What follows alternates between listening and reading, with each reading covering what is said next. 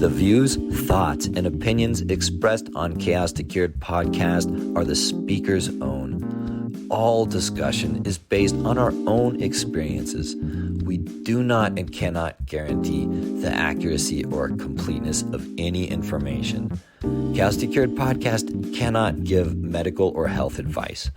All discussion is based upon our personal experiences and meant for general and educational purposes. This podcast is not a substitute for professional help or for diagnostic purposes for yourself or another. Chaos2Cured podcast always encourages you to consult an appropriate professional. Chaos2Cured podcast is here to explain our perspective of the human experience. We hope it leads to questions, learning, wisdom, and knowledge.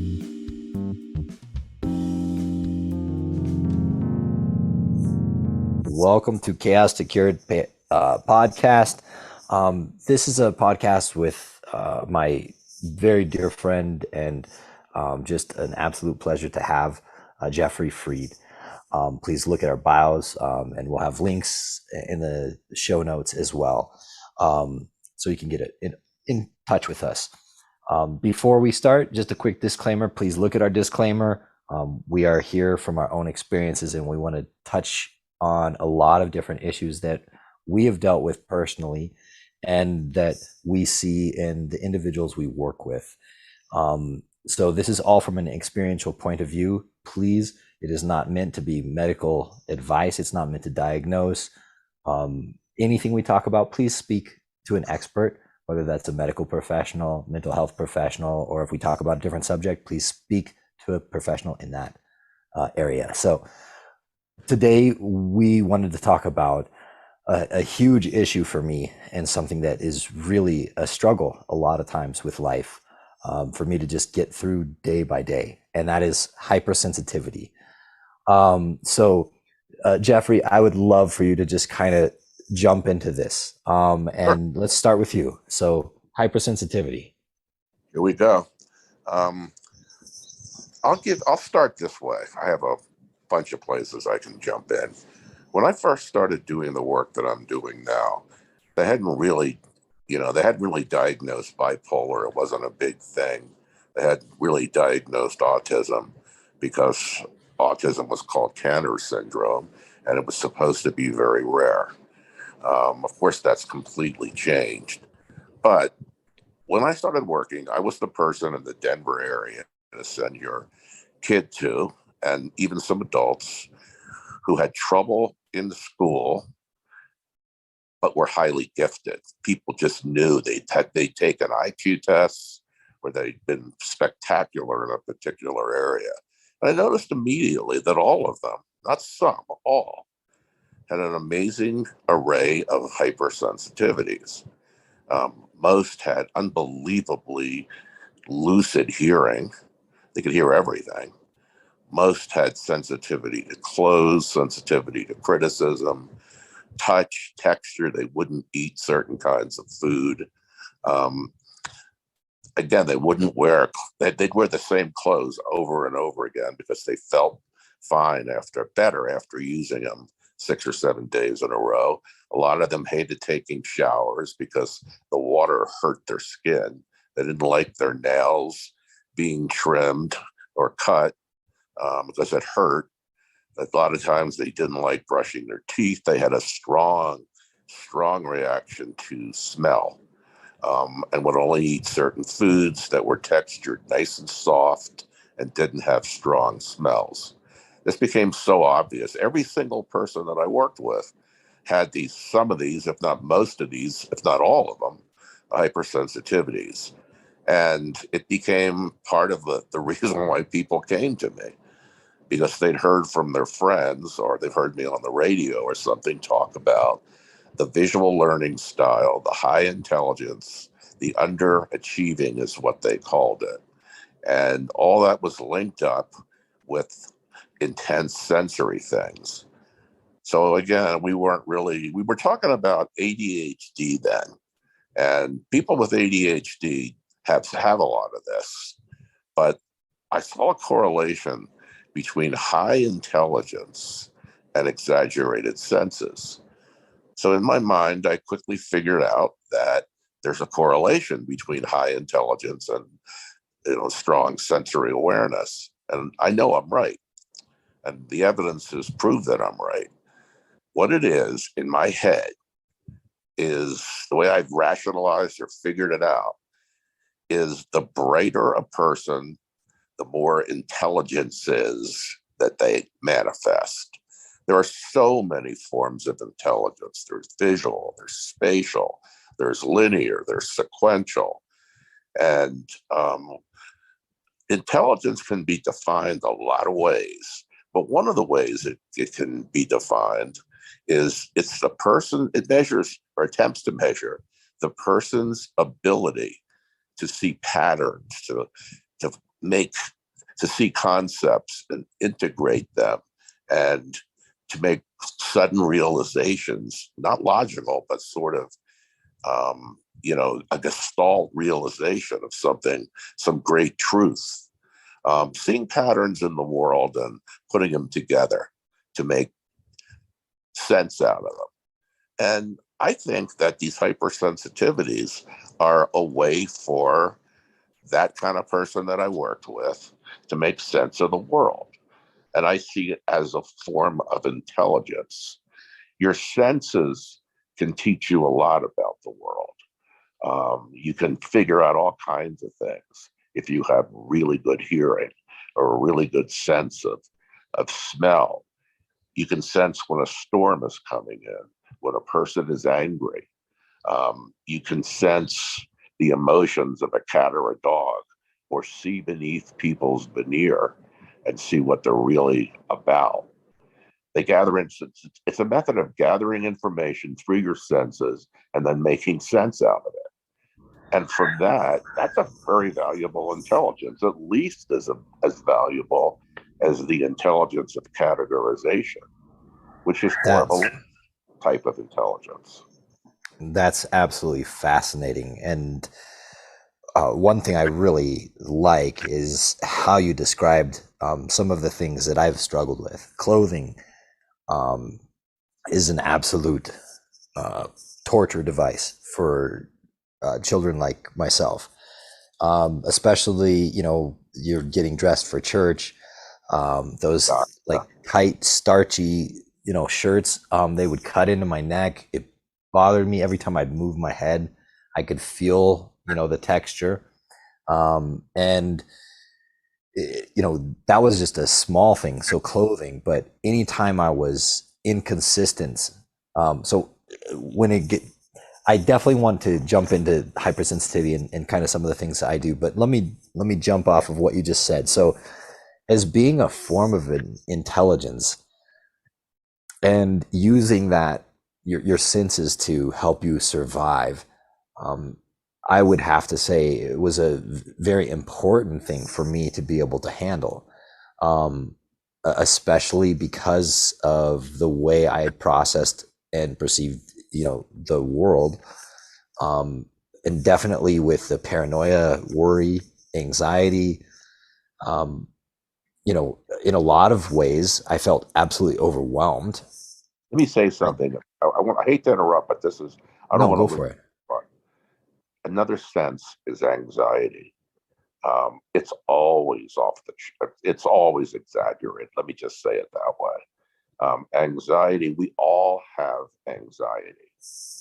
But for a person such as the person or people that we're describing, it's to the third power.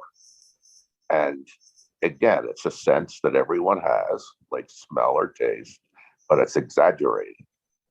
And it's so much exaggerated that it can generate incredible anxiety to where people can't leave their house, they can't watch TV, they can't be around other people. They're so emotional because everyone's somewhat emotional, but they're to the third power. And I have to throw this in, then I'll throw it back to you. Um, it is so unnoticed, and it's so important. So many, it's not just one person in 100 that has these exaggerated sensibilities. It's probably more like 25 or 30 in 100. And it's to the point where I think that stress exacerbates it, because when a person is under stress, what happens is the fight or flight mechanism kicks in, and everything gets more intense. Their anxiety gets more intense. Their sense of smell, sense of touch, fear, everything. And one of the things that you can do is realize that that's what's causing it. Anxiety is just making it more intense. So do everything you can to relax yourself. There's all kinds of techniques that you can use, but mindfulness, meditation, just getting just getting the cycle that's going on, keeping you anxious and nervous and scratching all your skin off because it itches, stuff like that. It makes it better. If you realize what it is, it demystifies it. If you frame it as an intelligence, it's not shameful. And if Ooh, you that's important. yeah, and if you figure out, what makes it more intense and what makes it less, and it's bothering you, you can learn to calm down, to relax. It's not going to kill you, and maybe even laugh about it.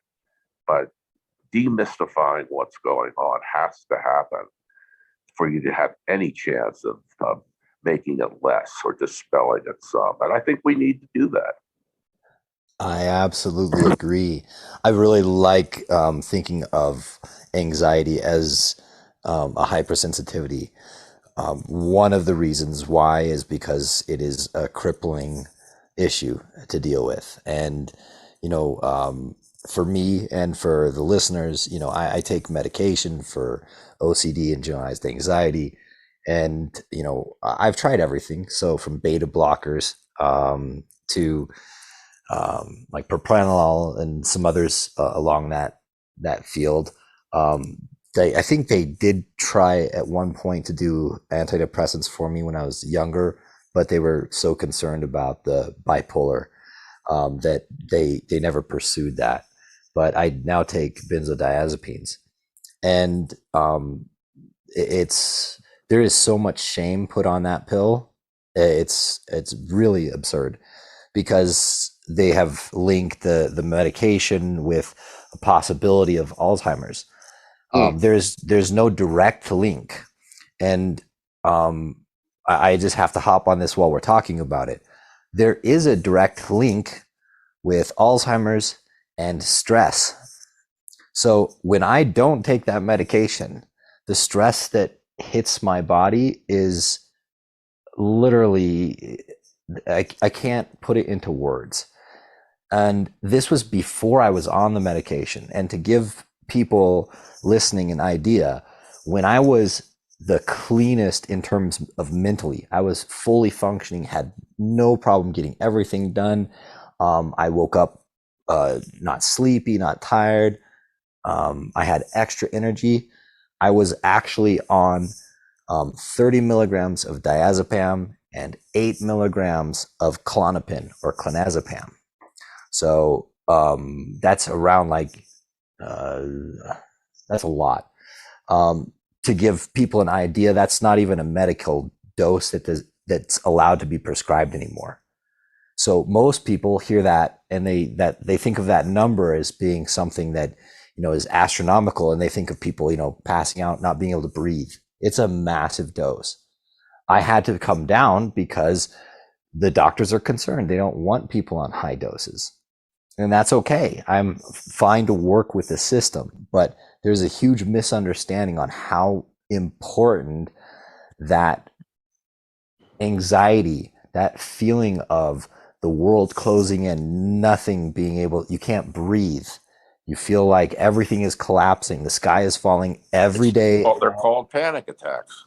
Exactly. And it's really, when you mentioned stress, the key part right there is every time, and when we did the pilot studies, and we had people doing a new medication, the tamoxifen protocol for bipolar, what we found is every time stress levels went up, it was really far more likely that they would go into a higher mania or a lower depression every time. So that stress is an absolute link. And as far as the anxiety, I love what you said.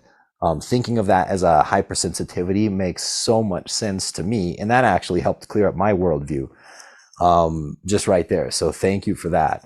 You're Um, welcome.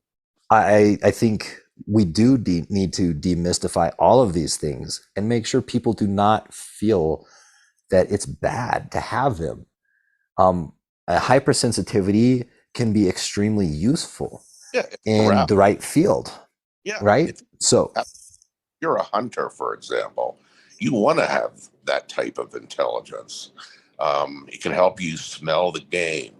It can help you sense the weather that's coming, a storm that it's coming, an increase in the humidity in the air.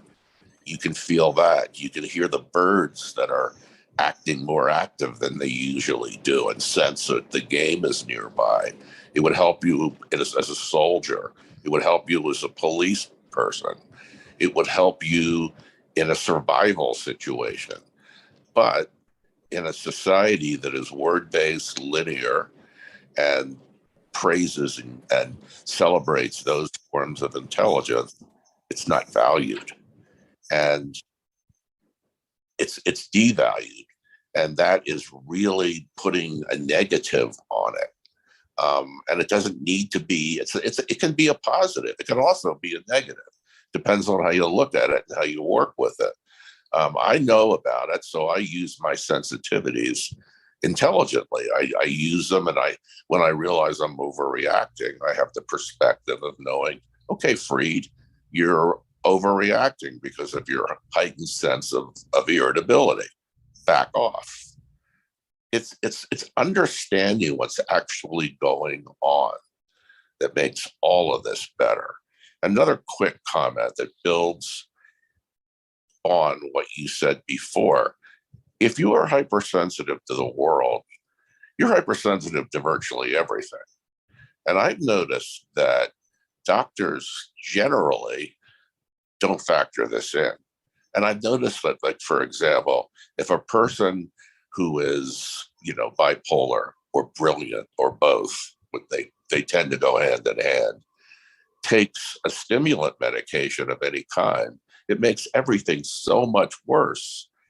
And perhaps, and this is just a guess, an educated guess, but a guess, I'm not a doctor, is microdoses of stuff.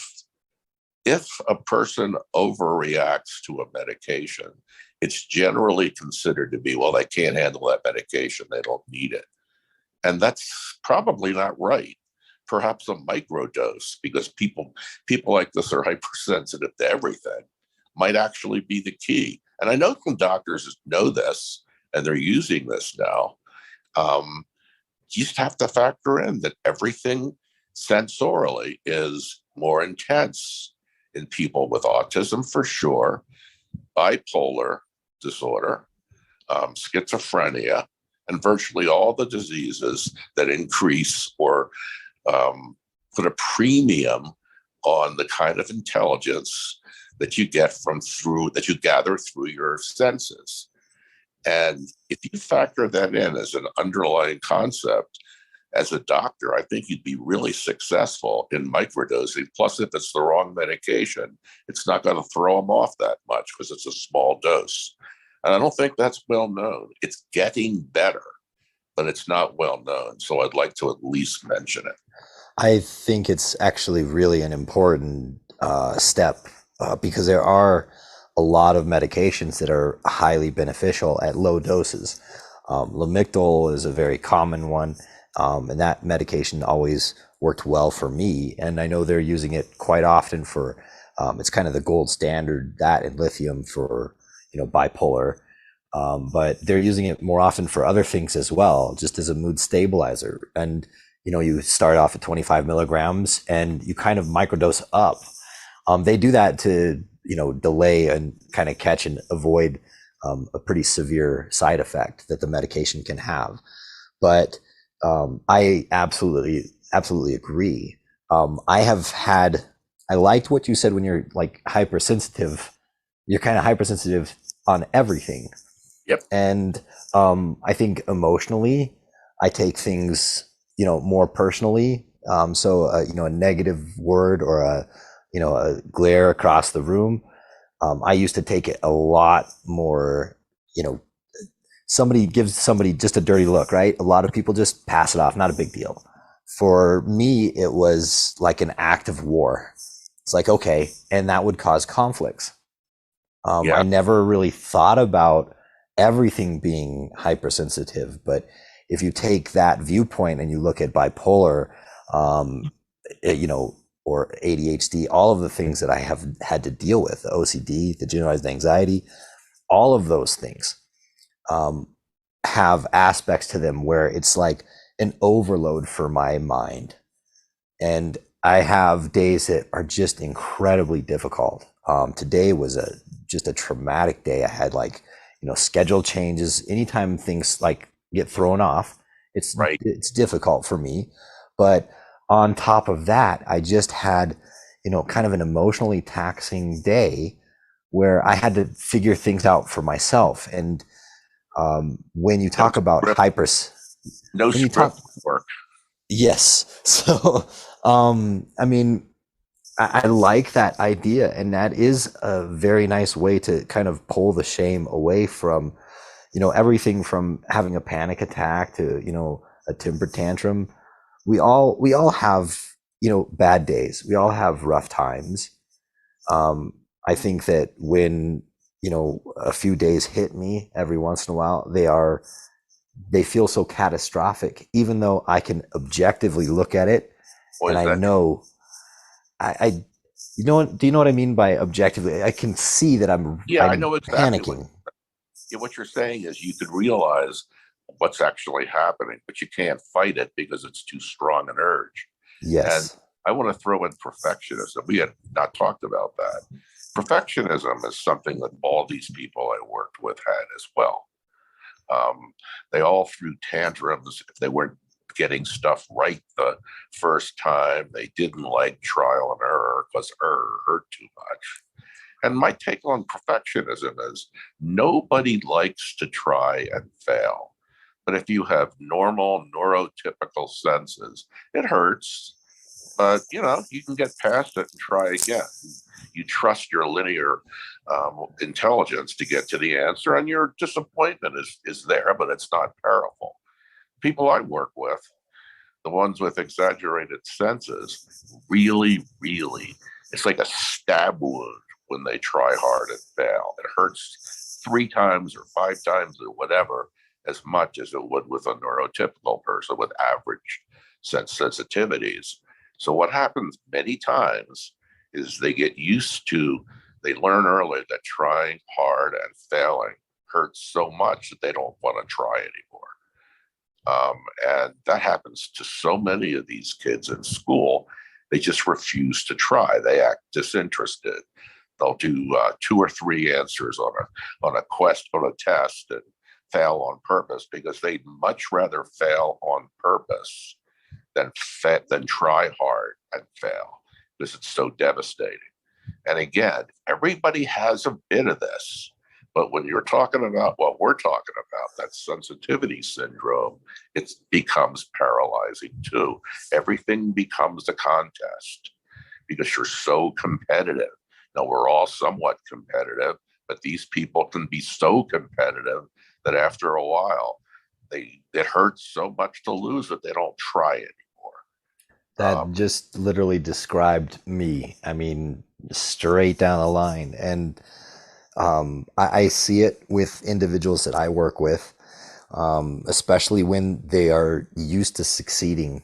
Because for a while in school, they can kind of skate by just on their just raw intellect. They don't even have to try.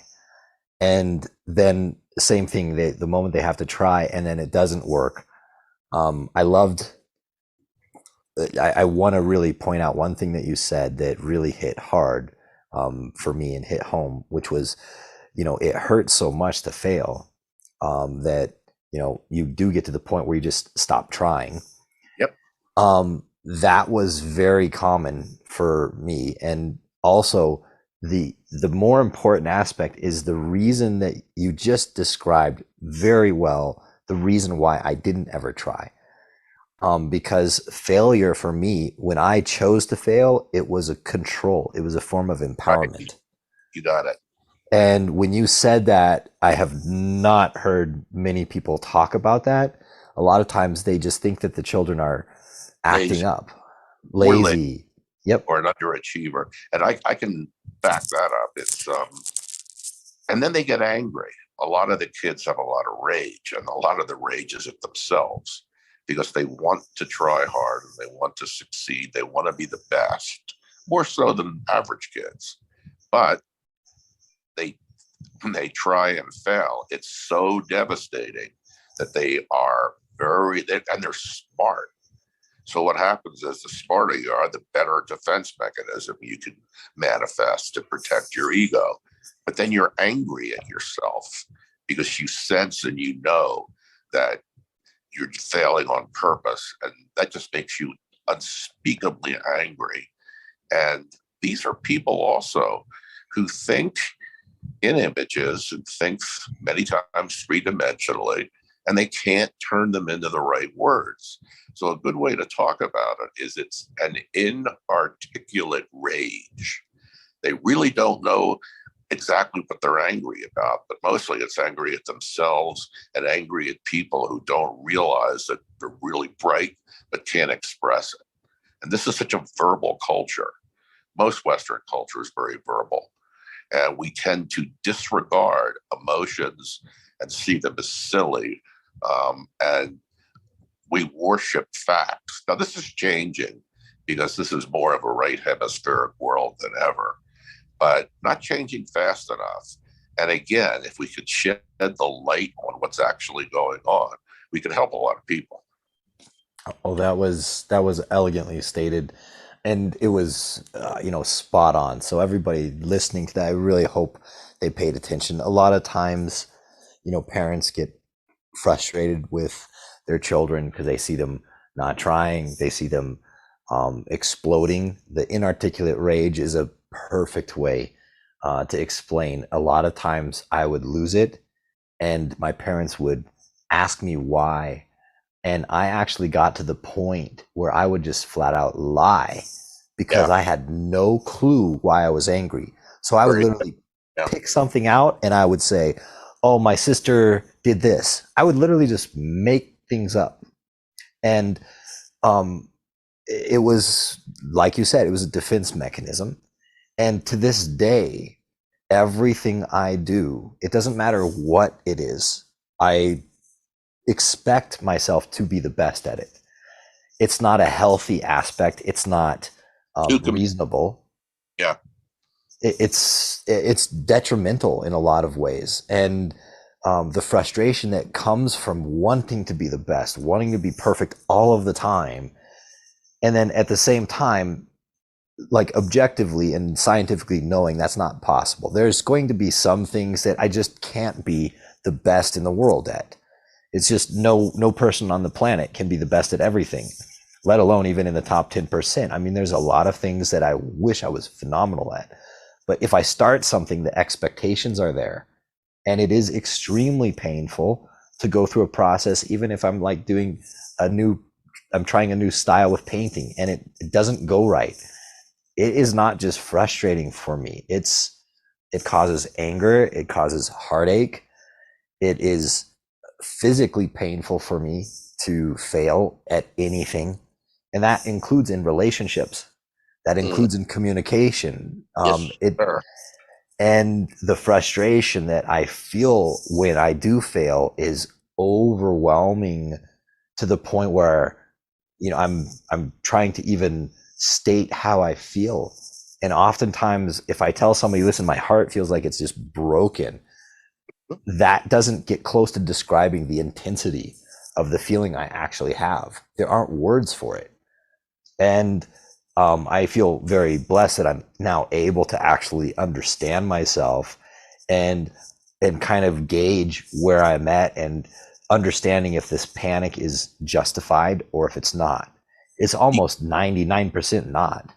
Right. Demystify. This is the bottom line. It's not that either one of us wants to or can cure this, but what we can do is we can raise awareness of this, what is actually going on. And then the person loses the fear and they lose the self-loathing. Like they say, if they have an emotional incident, they're sad for days. They feel like, what's wrong with me? I'm so sensitive. I can't survive in this world. Well, it makes it harder, but it doesn't have to be that bad.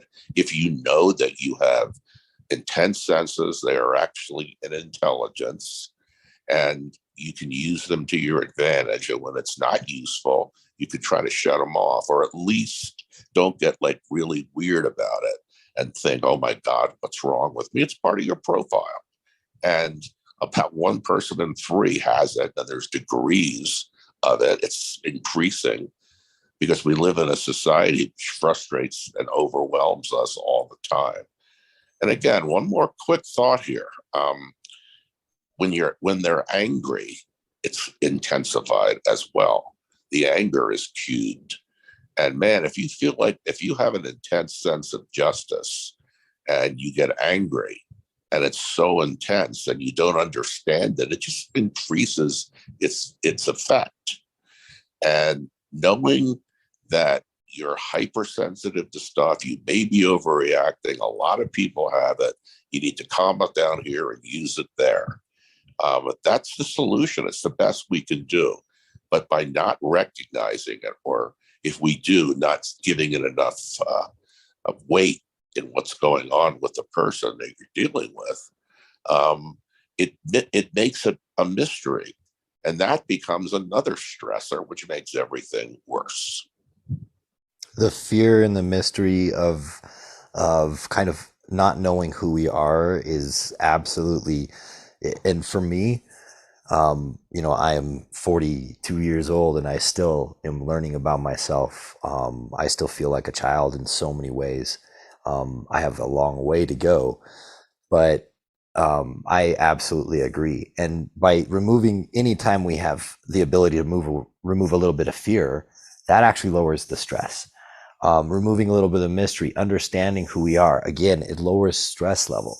Stress is such an important factor, and that's why, of course, sleeping at the right times, going to bed at the same time, consistent sleep patterns, healthy food choices, exercise, all of those, things that there's millions of studies on them. I mean, people just have to, hop on and look for peer-reviewed journals on it. The data's there. We know those things are vital to mental health, to well-being in general. But I think the recognition of some of these things and what they are, and us being really open and honest about exactly the things we've dealt with, what we see, and how we feel, it's vital. It's important. So the way you described it is actually really mind-blowing for me. So we'll have to kind of do a follow-up as well in the next season.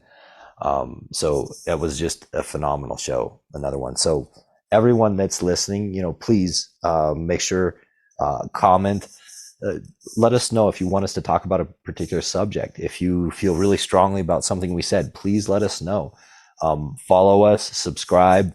We'll put things in the show notes so you can see where you can follow us and find us and reach out to us.